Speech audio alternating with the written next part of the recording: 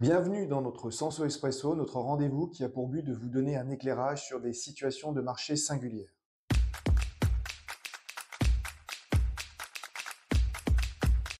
Les banques centrales, en particulier la Fed et la BCE, font face à un dilemme. Est-il possible de juguler l'inflation au travers de hausses de taux alors que celles-ci génèrent des accidents menaçant la stabilité financière? Historiquement, à chaque fois que les banques centrales normalisent leur politique monétaire au travers de hausses de taux, celles-ci génèrent des accidents, tels que la crise des fonds de pension en Angleterre en septembre 2022, plus récemment la crise des banques régionales américaines, ou également la performance en bourse des entreprises américaines de la tech l'année dernière. Plus simplement, les entreprises qui généraient des profits avec des taux à zéro voient pour certaines leur business model ne plus fonctionner avec des niveaux de financement beaucoup plus élevés. Ce phénomène devient prégnant lorsqu'il touche le système bancaire, car il a un caractère systémique. On ne sait jamais où s'arrête la crise de confiance des particuliers vis-à-vis de leur banque. C'est en tout cas l'enseignement que nous avons pu retirer de l'expérience de la crise financière de 2008.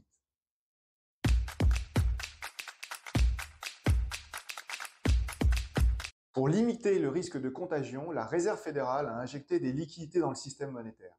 De fait, contrairement à une idée reçue, depuis le début de l'année, les banques centrales et la Réserve fédérale en particulier sont embarquées dans un quantitative easing et non un quantitative tightening. Concrètement, d'une main, la Réserve fédérale augmente son taux directeur pour juguler l'inflation et de l'autre, elle injecte des liquidités pour stabiliser le système bancaire qui est affecté par ces mêmes hausses de taux. Les deux se neutralisent.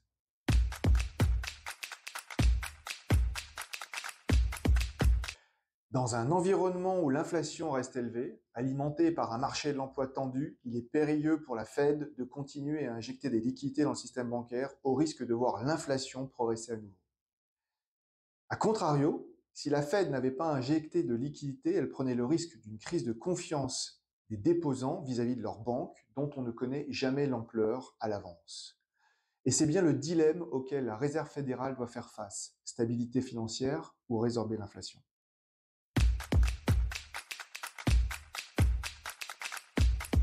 On peut se demander, entre deux risques, quel est le plus important. La question est légitime, les réponses ne peuvent être que vaines. Mon intuition est qu'une crise bancaire a des conséquences plus dévastatrices sur le bien-être des citoyens qu'une inflation se situant autour de 5%. Et qu'entre les deux, les banques centrales tenteront d'abord d'éteindre le feu d'une crise bancaire avant celui de l'inflation. Probablement que cette intuition serait différente dans un environnement où l'inflation accélérerait. En attendant, il semble que la politique monétaire n'est pas encore assez stricte pour maîtriser complètement l'inflation, mais qu'elle commence à être trop stricte pour éviter les accidents. Merci pour votre attention et de nous avoir écoutés sur ce Senso Espresso.